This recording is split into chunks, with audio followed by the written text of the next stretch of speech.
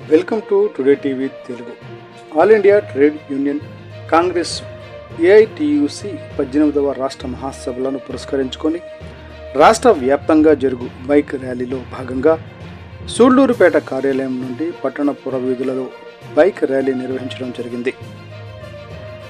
అనంతరం బస్టాండ్ కూడలి వద్ద మీడియాతో మాట్లాడడం జరిగింది.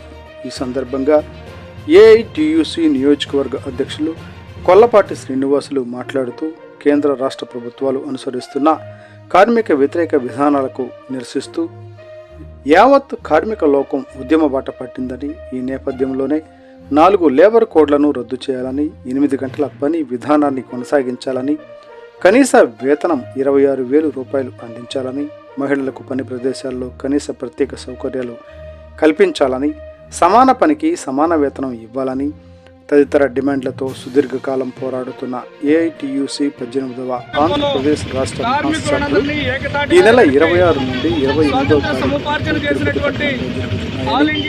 ఈ సభలు జయప్రదం కోరుతూ ప్రతి కార్మికుడు కలిసి రావాలని పిలుపునిచ్చారు.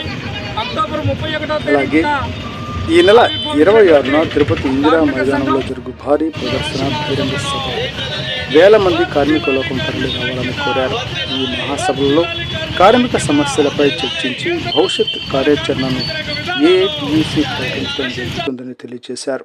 ఈ కార్యక్రమంలో ఏఐటియుసి నియోజకవర్గ కార్యవర్గ కార్యదర్శి ఇలప నాగేంద్రబాబు, నాయకులు రమణయ్య, ఆనంద్, బాలయ్య, బాలు, జి శ్రీనివాసులు, దశరథ, కళ్యాణ్, నాగరాజు, పాలయ్య, గుణ తదితరులు ఈ కార్యక్రమంలో పాల్గొన్నారు. కార్మిక వ్యతిరేక విధానాల మీద చర్చ జరగబోతూ ఉంది. భవిష్యత్ పోరాటాలకు రూపకల్పన జరుగుతూ ఉంది. మరి ఏదైతే 4 లేబర్ కోడ్లను తీసుకొచ్చారో ఈ 4 లేబర్ కోడ్లను రద్దు చేయాలని, అట్లాగే కార్మిక వ్యతిరేక విధానాలను అవలంబిస్తున్నటువంటి కేంద్ర రాష్ట్ర ప్రభుత్వాలు నరేంద్ర మోడీ అనుసరిస్తున్నటువంటి నయా ఉదారవాద నయా ఫ్యాసిస్టు విధానాల ద్వారా కార్మిక లోకానికి తీరని అన్యాయం జరుగుతామని చెప్పేసి ఎలుగెత్తి చాటుతూ ఈ రాష్ట్ర మహాసభలు జయప్రదం కోరుతూ కార్మిక లోకమంతా కూడా రేపు 26వ తారీఖున తిరుపతి పట్టణంలో జరగబోయేటువంటి భారీ ప్రదర్శన బహిరంగ సభల్లో పాల్గొనాలని చెప్పేసి విజ్ఞప్తి చేస్తా ఉన్నాం.